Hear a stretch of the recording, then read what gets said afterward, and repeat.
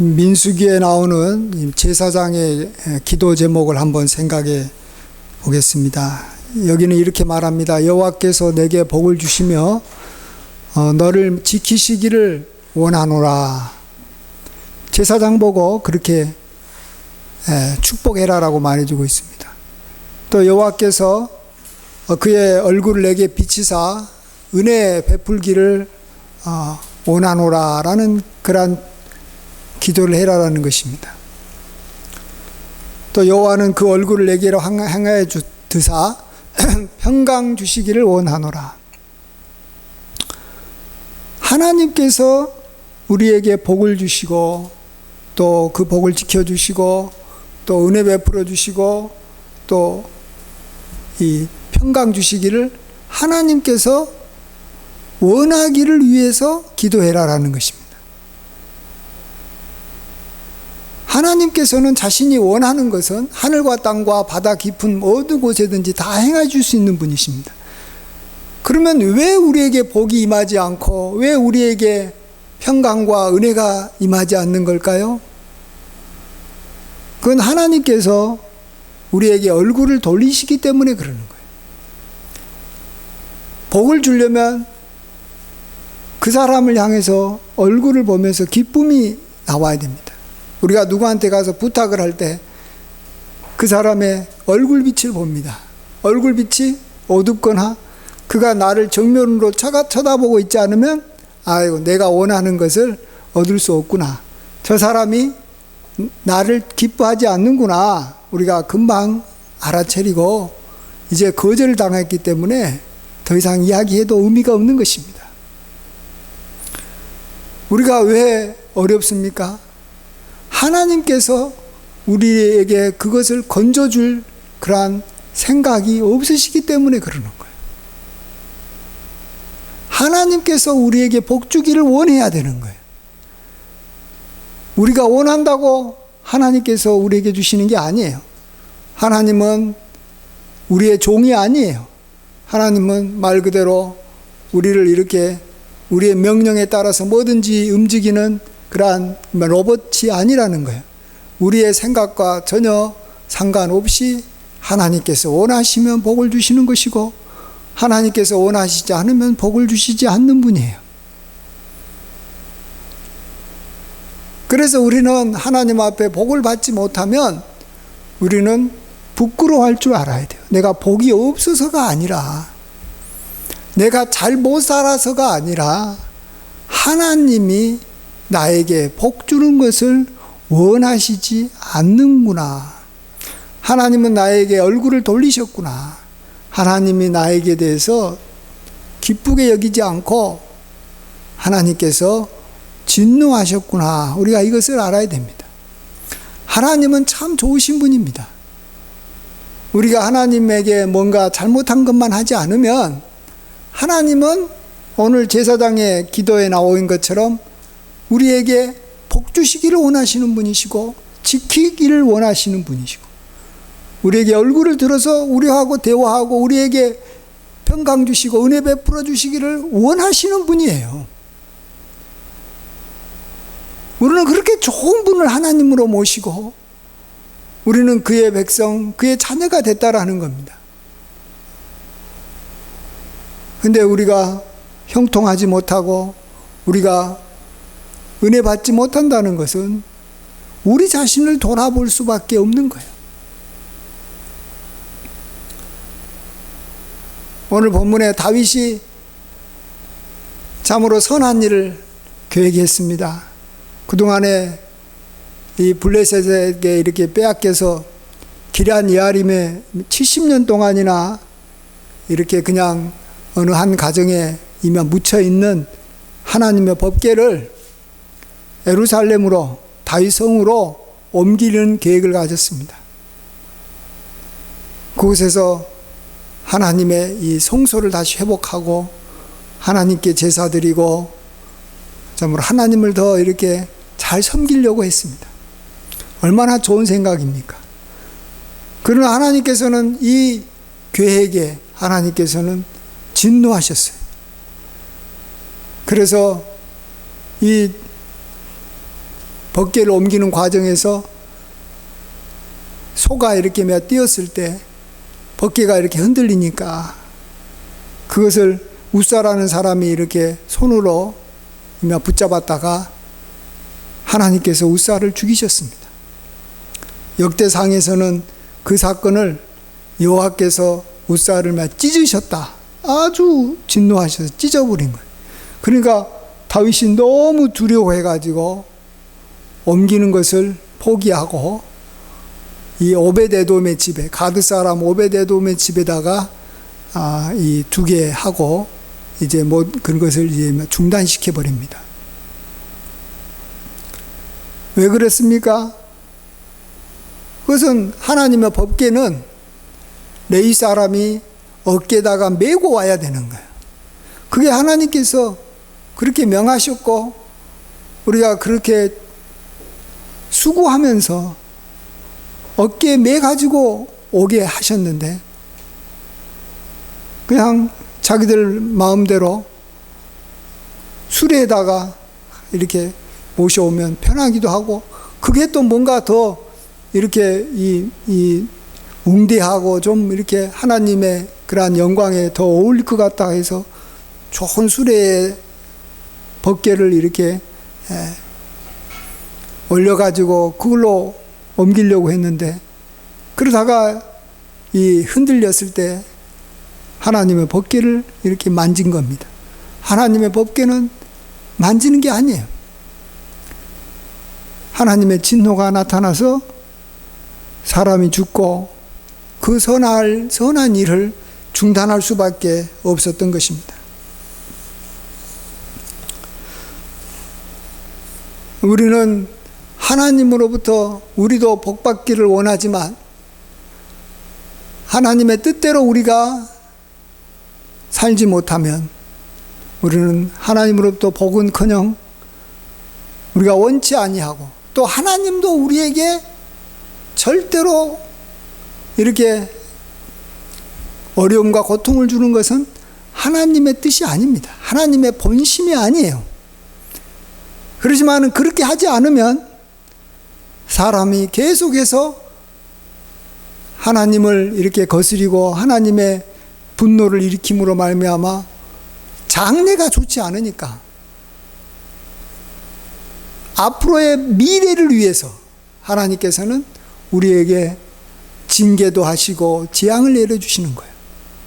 지금 당장은 너희들이 고통스럽겠지만 이걸 통해서 잘못된 것을 깨달아서 변화된다면 앞으로가 좋아지니까 미래가 보장되니까 하나님께서는 우리에게 현재 고통을 주시는 겁니다. 참 하나님은 좋으신 분이에요. 네. 우리가 이런 하나님을 대할 때 어떻게 하면 우리가 하나님으로부터 이렇게 재앙을 당하지 않고 어떻게 하면 우리가 하나님도 원하고 또 우리도 원하는 복을 우리가 끊이지 않고 계속해서 받아 누릴 수 있을까? 이것을 우리가 한번 생각해 보고자 합니다. 신명기 28장에 보시면 우리가 하나님으로부터 복을 받으려면 우리가 하나님의 말씀을 잘 지켜야 된다. 그러면 우리가 들어가도 복을 받고 나가도 복을 받고 광주에도 복을 받고 부엌에도 복을 받고 밭에도 복을 받고 짐승도 복을 받고 우리 자체가 복이 돼가지고 어디든지 복이 따라올 것이다라고 말합니다. 우리가 하나님의 말씀을 우리가 잘 지키면 그렇게 된다라고 말해주고 있습니다. 반면에 또 이 신명기 28장 15절부터 저 뒤에 이 마지막 절이 68절인데 68절까지는 너희가 만일 하나님의 말씀을 청정하지 않고 하나님의 말씀대로 살지 않으면 너희가 저주를 받을 것이다 라고 말씀합니다. 근데 이 너희가 말씀을 듣지 않아서 저주를 받을 것이다 라고 하는 내용이 너희가 하나님 말씀을 지켜서 축복받을 거다라는 내용에 비해서 너무 많아요. 축복할 것이다라는 것은 1절에서부터 14절까지 이야기한다면 저주받을 것이다라는 내용은 15절부터 68절이니까 장장 54절이나 됩니다. 14절은 축복, 54절은 저주를 이야기합니다. 4배가 넘어요. 이건 뭘 말하는 것입니까? 하나님도 우리에게 축복해 주기를 원하고 우리도 축복받기를 원하지만 우리가 원치 아니하는 저주를 축복보다도 더 받을 가능성이 훨씬 더 많다. 뭐 이건 정확하지는 않지만 한 4배 정도는 더 많다라는 거예요. 그렇기 때문에 우리 그리스도인들이 처음에 예수님 믿으면 복을 받고 또 복을 받아서 잘 될 거라고 생각하는데 계속해서 이 복이 오기는커녕 어려움만 계속해서 오는 것을 우리가 실제 경험하고 있는 것입니다. 이 저주의 내용을 우리가 잠깐만 좀 생각해 보면 너무나도 우리에게 지금 현실적으로 다가오고 있는 것 같아요. 먼저는 우리에게 병을 주시겠다라는 거예요. 폐병과, 요즘에 이 코로나가 폐병이잖아요. 폐렴이에요, 폐렴. 첫 번째가 폐병이에요. 열병과 염증과 학질과 한재와 풍재와 썩은 재앙, 이게 다 병 관련된 거예요. 병의 종류가 얼마나 많은지 그걸로 우리를 치시겠다라는 거예요. 또 이런 내용도 있습니다. 너희 중에 우구하는 이방인들은 점점 높아져서 내 위에 뛰어나고 너는 점점 낮아질 것이다. 우리 믿는 사람들보다도 믿지 않는 사람들이 점점 더 높아진다는 거예요. 이전에는 우리 믿는 사람들이 사회를 이끌어가고 지도층이 되고 그들에게 굉장히 영향력을 미쳤는데 지금은 안 믿는 사람들이 다 힘을 갖고 경제적으로도 좋아요. 그래서 이방인들이 내게 구워줄지라도 너는 그들에게 구워주지 못하리니 경제적으로 약해진다라는 거예요. 그래서 이방인들이 너희의 머리가 되고 너희는 꼬리가 될 것이다. 요즘에 그렇지 않습니까? 우리 그리스도인들이 세상 사람들보다도 경제적으로 많이 떨어지고 점점 꼬리가 되고 발언권도 없어지고 우리가 뭐 좋은 말 하든 뭐 어떤 말 하든 신경도 안 씁니다. 또 신명기 28장에 이런 내용도 있어요. 내가 모든 것이 풍족하여도 기쁨과 즐거운 마음으로 내 하나님 여호와를 섬기지 아니함으로 말미암아 내가 줄이고 목마르고 헐벗고 모든 것이 부족한 중에 너를 치게 하려고 보낸 적군을 섬길 것이다. 우리가 그동안에 얼마나 부유했습니까? 얼마나 하나님의 복을 많이 받았습니까? 근데 그 받은 복을 가지고 기쁨과 즐거운 마음으로 하나님을 섬기지 아니하였기 때문에 우리가 다시 목마르고 헐벗고 다시 옛날 상태로, 옛날 가난하고 옛날 정말 힘들었던 상태로 다시 돌아간다라는 거예요.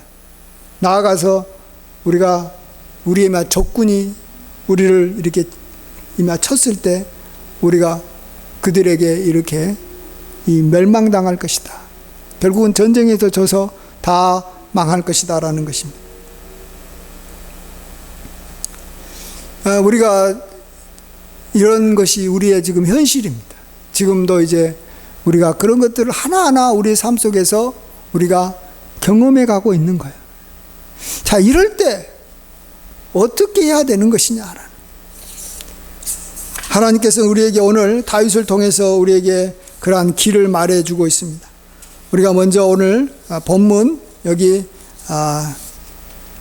12절 우리 같이 한 목소리를 한번 읽어보겠습니다. 우리 본문 12절 시작.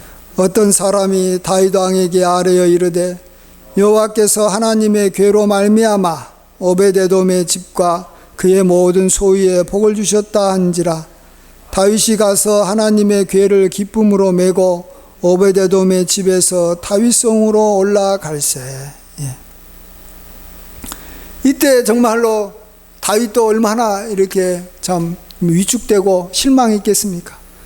나름대로 이렇게 하나님의 궤를 예루살렘으로 옮겨서 그곳에서 성소를 짓고 그곳에서 하나님을 섬기려고 했는데 도리어 그걸로 인해서 재앙을 당해서 얼마나 힘들었습니까? 이럴 때 기쁜 소식이 들려왔습니다. 하나님의 궤로 말미암아 오베데돔의 집과 그의 모든 소유에 하나님께서 복을 주셨다. 하나님께서 복을 주셨다라는 거예요. 여러분, 내가 복받기 전에 다른 그리스도인들이, 다른 교회가, 다른 성도가 복받는 것에 대해서 우리가 귀를 열고 들어야 되고, 그런 일이 없나 기대해야 되고, 또 그런 일이 생겼을 때 우리가 나도 오베데돔처럼 이제 복을 받고 싶다. 하나님, 나도 오베데돔의 집과 같이 복 주십시오라고 그것에 대해서 하나님 앞에 간절히 나아가야 되는 것입니다. 하나님께서는 우리에게 재앙을 주셨으면 다시 복을 주시기를 원하는 거예요. 그게 하나님의 선한 마음인 거예요. 더욱더 복을 주려고 하는 거예요. 그럴 때 우리에게 우리의 마음을 알아보려고, 정말 이 오베데돔은 가드 사람이라고 말합니다. 블레셋 사람이에요. 근데 그가 여호와의 괴를 그의 집에 모신 것만으로 인해서 그의 집과 그의 모든 소유에 하나님께서 복을 주셨다라는 겁니다. 그렇다면 하나님의 백성인 나도 복을 받겠구나. 또 하나님께서 이제 마음이 풀어지셨구나. 하나님께서 이제 좋은 일을 행하시겠구나 라며 우리가 그것을 간절히 소망해야 되고, 이러할 때 다윗은 다시 한번 용기를 내서 이 오베데돔에 있는 집에 있는 하나님의 법궤를 예루살렘으로 옮기는 일을 합니다.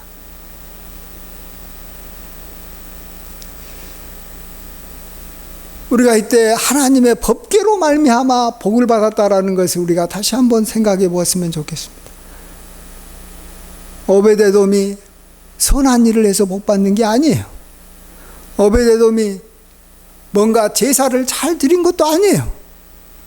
그냥 법궤로 말미암아, 법궤를 가까이 하고 법궤가 자기 집에 있었다라는 걸로 말미암아 복이 계속해서 임하고 있는 거예요. 그렇다면 그 법궤를 다윗성으로 옮길 수만 있다면 다윗성이 복을 받는 거예요.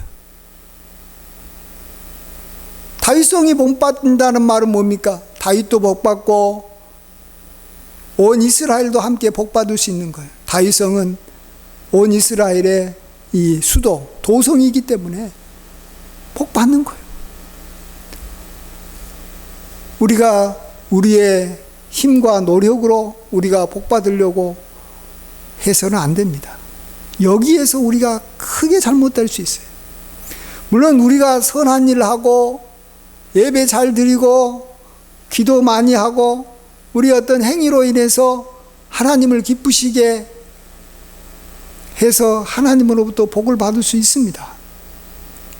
그러나요, 그게 굉장히 어렵다라는 걸 알아야 되는 거예요.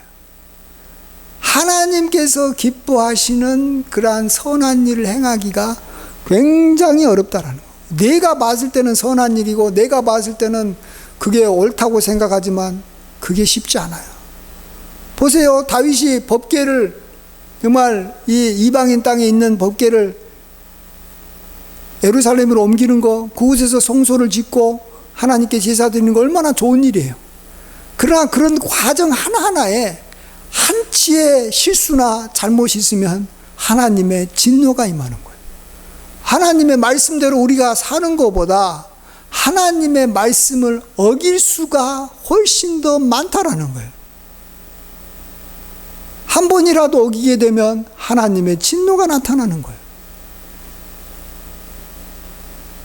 그래서 우리는 하나님의 법궤로 말미암아 복을 받는 것이 우리가 복을 지속적으로 받는 방법이지, 내가 무엇을 해서 복을 받으려고 하면 복을 받을 수도 있지만 웃사처럼 죽임을 당할 수도 있는 것이고, 다윗처럼 정말 자기의 수고가 헛되게 되고 창피의 일을 당하게 되고, 얼마나 창피해요.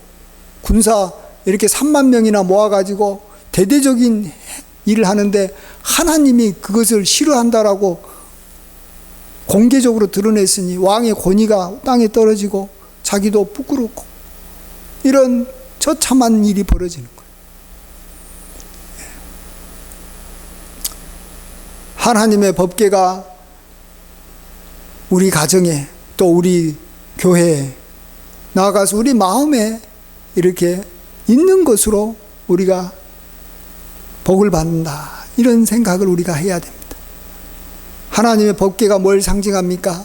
하나님의 법궤는 하나님의 임재를 말합니다. 법궤 위에 두 천사가 날개를 펴고 있는데 그 두 천사 사이에 하나님께서 거하신다라는 거예요.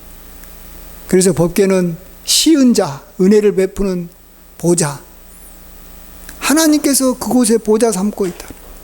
하나님께서 계시는 것만으로 우리가 복을 받는 거예요.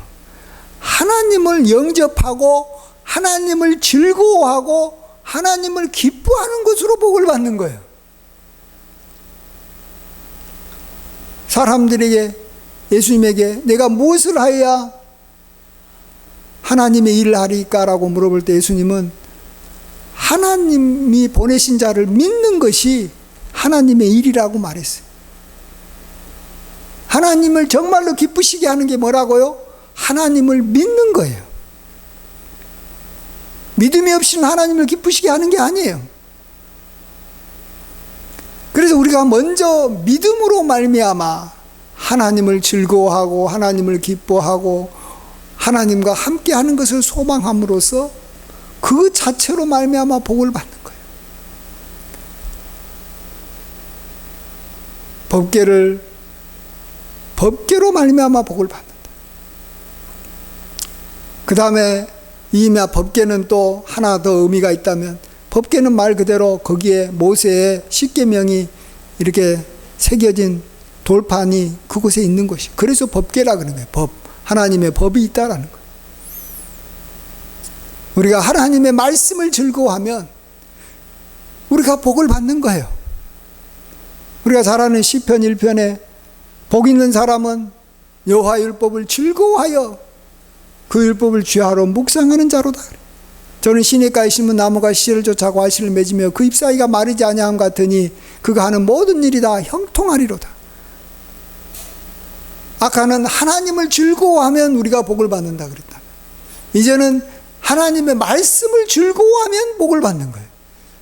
요즘에 정말로 우리 그리스도인들이 하나님의 말씀을 정말로 즐거워하는가 다시 한번 좀 생각해 봐야 돼요. 요즘에는 선한 일을 하려고 발버둥 치는 그리스도인들은 많고 사명을 이루기 위해서 애쓰는 그리스도인들은 많은데, 옛날처럼 하나님의 말씀을 즐거워하고 주야로 묵상하려고 하는, 그리고 하나님의 말씀을 나누고 하나님의 말씀을 듣고 하나님 말씀을 가르치고 권면하고 이런 일들은 거의 하지 않는 것을 봐요.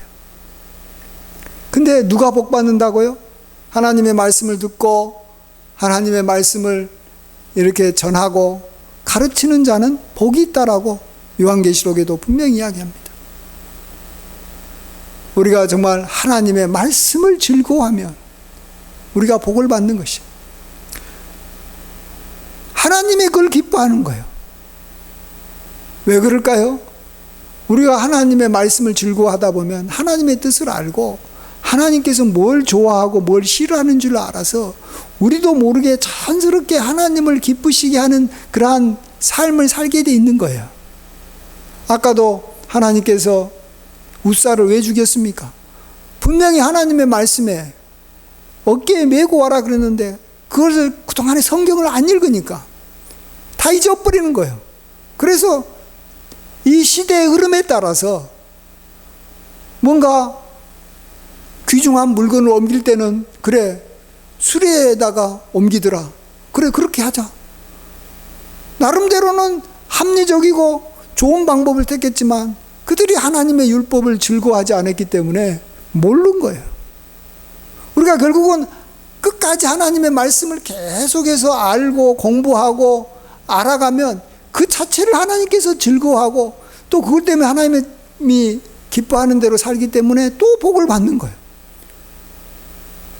그래서 알고 난 다음에 행동을 해야지 그냥 행동부터 하려고 하면 우리는 세상 풍습대로 살기 때문에 우리가 도리어 하나님 앞에 지향을 받는 것입니다. 우리가 하나님으로부터 우리가 복을 한 번 받는 것이 중요한 게 아니라 오늘 말씀드리는 것은 지속적으로 받는 법을 우리가 배워야 되는 거예요. 선한 일은요, 선한 일을 할 때만 복을 받아요. 그래야 안 그래요? 기도는 기도할 때 복을 받는 거예요. 그러나 하나님을 기뻐하고 하나님의 말씀을 즐거워하면 그냥 그것이 뭐 특별한 일은 아니잖아요. 그렇기 때문에 그 복이 우리에게 끊이지 아니하고 계속해서 오는 거예요. 법궤로 말미암아 오베데돔과 그의 집에 복이 오듯이 복이 오는 거예요. 이렇게 해서 복을 받으려고 해야지 자꾸 우리가 뭔가 어떤 것을 해서 복을 받으려고 하니까 복을 받아도 할 때마다 복을 받고 도리어 그걸 하다가 잘못 할 수도 있잖아요. 그 일 하다가 교만할 수도 있고 교만 안 했는데 그 일을 하다가 선한 일을 하고 그러다 보면 사람은 교만해지는 거예요. 그러다가 저주가 오는 거고 그러다가 방법이 잘못됐다가 또 잘못 이렇게 저주가 오는 거예요.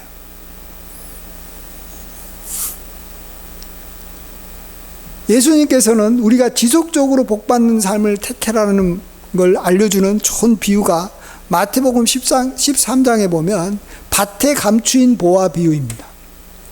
어떤 사람이 밭에서 가다가 보화를 발견했어요. 여러분이 밭에 가다 보화를 발견했으면 여러분 어떻게 했을 것 같아요? 그게 자기 밭이 아니고 남의 밭인데, 근데 성경에서는 뭐라 그랬어요? 그 사람이 기뻐하여 돌아가서 자기 집에 있는 전 재산을 다 팔아서 그 밭을 샀다 그랬어요. 왜 밭을 사지? 그냥 밭에 감춘 보화를 발견했으면 그냥 그 보화만 싹 빼가지고 그냥 가면 될 거 아니에요. 그 다음에 또 혹시 있나 보면 이미 저녁에 와가지고 뭐 또 다시 조금 이렇게 뒤져봐가지고 그곳에 보화가 있으면 또 빼가면 되지. 뭐하러 자기 집에 있는 재산을 다 팔아서 그 밭을 삽니까? 여러분 이거 아셔야 돼요. 남의 밭에 감추인 보화가 발견돼서 빼가면요, 그건 자기 거 되죠. 그 밭의 주인도 그게 자기 건지도 모르고 자기 것도 아니에요. 왜냐하면 자기가 숨긴 것도 아니니까. 옛날에 누군가가 잘 모르는 사람이 그 옛 주인 밭이 숨겼기 때문에 자기도 그곳에 있는지도 모르는 거예요. 그렇기 때문에 아무런 문제가 안 돼요. 그래도 뭘 이 사람이 알았냐 그러면 내가 지금 발견한 이 보화는 이 밭에 이것만 있는 게 아니라는 거예요. 보화가 한도 끝도 없이 많이 있다라는 거예요. 그러면 이 근처에 이 보물이 발견된 곳에 근처에 있는 모든 밭을 내가 사가지고 이제부터 천천히 그 밭을 이렇게 파면서 뒤지면서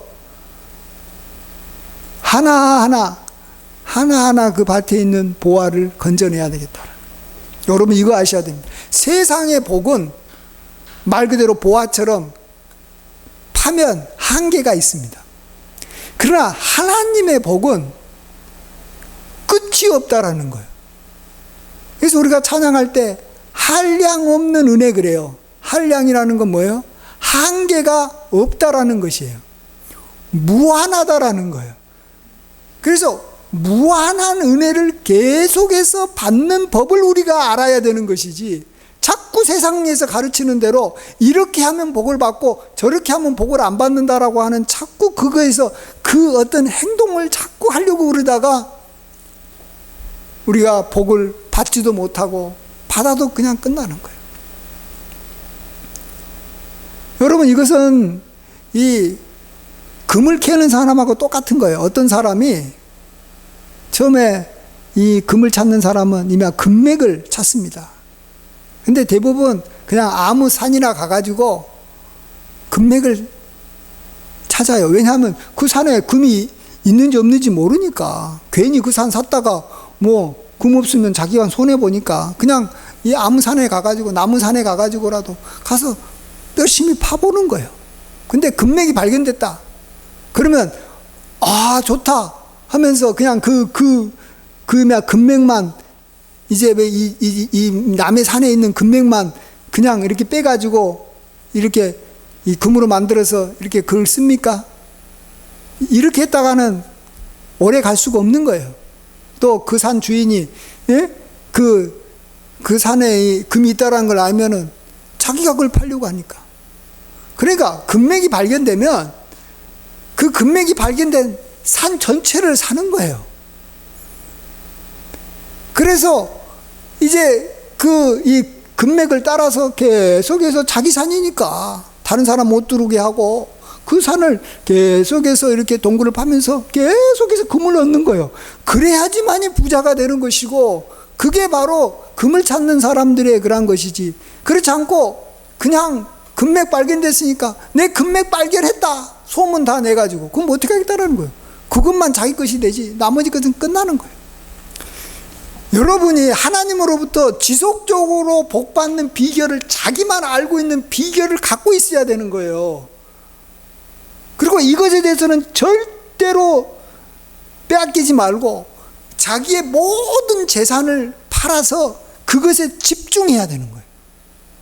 그게 뭐라고요? 아까 말씀드렸잖아요.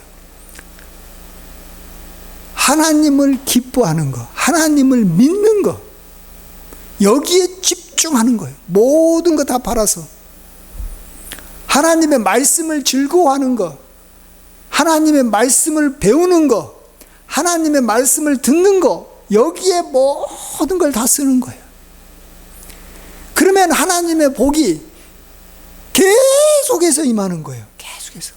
근데 이것이 정말로 어떻게 보면 눈에 띄게, 아, 그게 뭐 별것도 아닌 것 같은데, 뭐 선한 것도 아니고, 별거 드러난 것도 없고, 그렇게 큰 복을 받는 것도 아닌 것 같은데, 아니에요, 여러분. 세월이 가면 갈수록 그렇게만 한다면 복이 쌓여서 나중에는 감당할 줄 못하게 되는 거예요.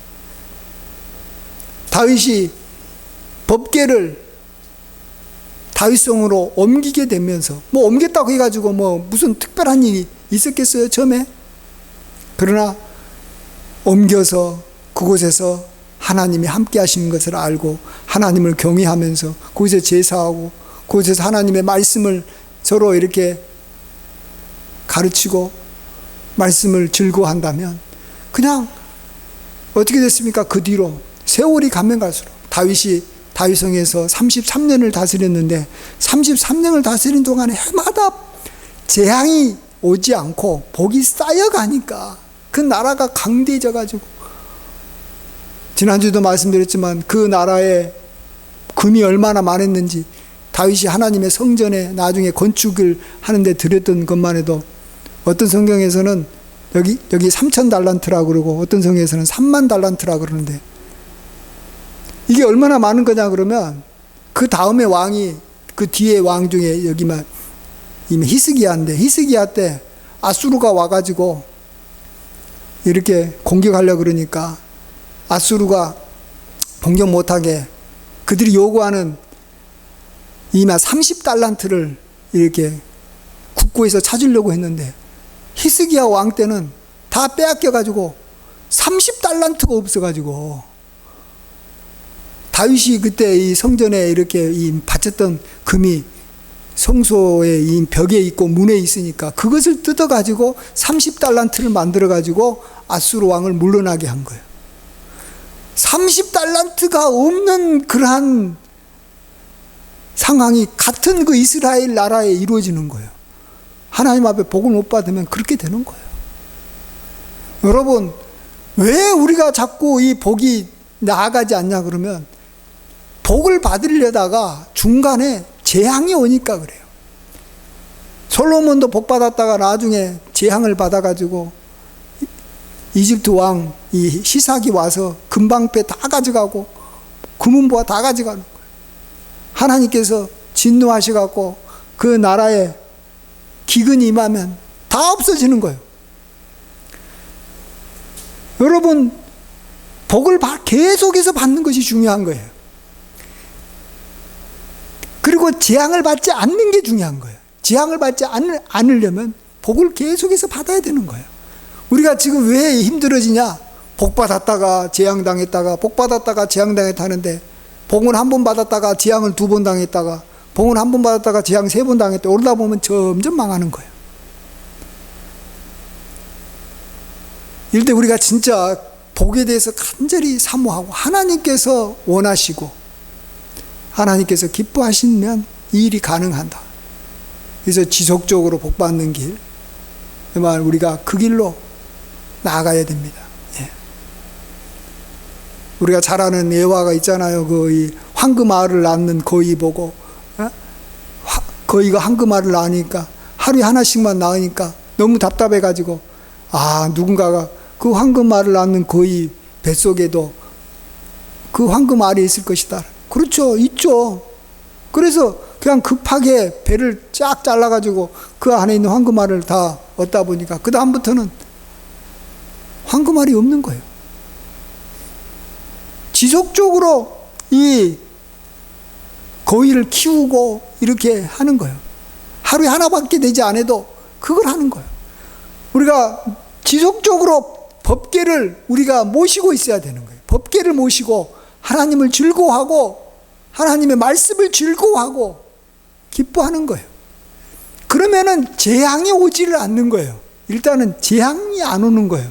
그리고 하나님의 복이 서서히 이렇게 이 눈이, 겨울에 눈이 이렇게 조금씩 쌓여도 밤 내내 쌓이면 엄청나게 쌓이듯이 하나님의 복이 쌓이다 보면 더 이상 쌓을 곳이 없을 정도로 결국은 다윗처럼 나중에 복을 받는 것입니다. 이게 바로 우리 그리스도인이 정말 하나님 앞에 이렇게 은혜 받는 것이고 하나님도 그것을 원하시는 거예요. 그래서 우리가 배우고 알아가는 일에 집중을 해야지, 그리스도인이 자꾸 무슨 일을 하려는데 자꾸 신경 쓰는 거예요. 주님의 일을 하려는데 신경 쓰는 거예요. 주님의 일을 한다는 것은 쉬운 게 아니에요. 엄청나게 많이 배우고 안 한 사람들 중에서 하나님께서 간혹 뽑아서 하나님의 일을 시킬 수도 있고 안 시킬 수도 있고 그래요. 그래서 하나님 일 안 한다고 너무 이렇게 어려워할 필요가 없어요. 하나님을 안 하는 것이 안정적인 거예요. 안 하는 것이 정상이에요. 그러나 하나님의 말씀을 배워나가는 것은 하지 않으면 굉장히 위험한 거예요. 하나님의 뜻을 알려고 항상 찾고 그걸 두드리고 하나님께 나아가고 그 일은 반드시 해야 되는 거예요. 그러니까 세상 일은 이미 30까지 공부하고 30부터 넘으면 일을 합니다. 그건 세상 패턴이지 절대로 그것을 교회 패턴에 넘겨서는 안 되는 거예요. 자꾸 교회에서도 우리가 교회 다닌 지 한 10년 됐으니까 이제 일하세요. 그러면서 교회에서 더 이상 하나님을 알고 말씀을 아는 일에 신경을 꺼버리는 사람들이 굉장히 많아요. 그게 아니고 우리는 죽을 때까지 주님의 제자로 살고 하나님을 알아가고 말씀을 즐거워하고 예배드리는 일에 힘쓰는 그러한 사람을 죽을 때까지 하는 거예요. 그러다가 중간에 하나님께서 일하라고 하면 일하고 일하지 말라고 하면 일 안 하는 거예요. 하나님께서 저를 보고 목사 그만두라고 하면 나는 오늘이라도 그만둘 거예요. 그리고 그 다음부터 내가 목사라는 말 절대 하지 않을 거예요. 왜요? 목사라는 것은 일하는 사람이에요. 그건 별로 중요한 게 아니에요. 그러나 나는 주님의 제자, 나는 주님의 말씀을 알아가는 일, 주님을 기뻐하는, 주님을 믿는 성도, 이것은 내가 끝까지 붙잡는 거예요. 예배 드리는 거 끝까지 붙잡는 거예요. 그러나 어떤 일과 연관된 직분들은 주시면 하고 안 두시면 그냥 그대로 전혀 신경 쓰지 말고 그냥 하는 거예요. 우리가 이렇게만 살아간다면 정말 우리가 날마다 금이 한도 끝도 없는 엄청나게 넓은 이 이 밭을 소유한 사람이고, 그냥 이 금은방에 있던 이 금은방의 주인이 아니라 이 금광을 소유한 그러한 이 소유주가 되는 거예요. 여러분이 그런 인생을 살아가서 복이 계속해서 이어지고 마침내 정말로 큰 복이 임하는 저와 여러분이 되시길 주의 이름으로 간절히 축원드립니다. 아멘. 기도하겠습니다. 아버지 하나님, 오늘 우리가 한두 번 복을 받다가 또 재앙으로 말미암아 받은 복을 빼앗기고 또 다시 복을 받다가 빼앗기는 그러한 이 롤러코스터 같은 삶을 살지 않게 하여 주시옵소서. 정말로 하나님께서 우리에게 지속적으로 복을 받을 수 있고, 하나님께서 우리에게 원하시는 대로 우리에게 정말로 평강과 축복을 주실 수 있는 하나님의 마음에 합한 사람으로 살게 하여 주시옵소서. 하나님을 즐거워하고 하나님의 말씀을 즐거워하는 일에 우리의 일평생 온 힘을 쏟을 수 있게 하여 주시옵소서. 어설프게 주의 일을 하는데 힘쓰다가 그걸로 말미암아 도리어 화를 당하는 일이 없게 하여 주시옵시고, 하나님께서 부르시기 전까지는 우리가 움직이지 않고 현재 있는 자리에서 하나님을 찬양하고 감사하고 하나님의 말씀을 즐거워하는 일을 우리가 최선을 다해 힘쓰게 하여 주시옵소서. 이것이 하나님으로부터 우리가 정말로 가장 큰 복을 받을 수 있는, 마침내 우리가 정말로 복받는 자로 인정받을 수 있는 길임을 믿습니다. 이 길로 달려가게 하여 주시옵소서. 모든 걸 감사드리옵고 예수님의 귀하신 이름으로 간절히 기도하옵나이다. 아멘.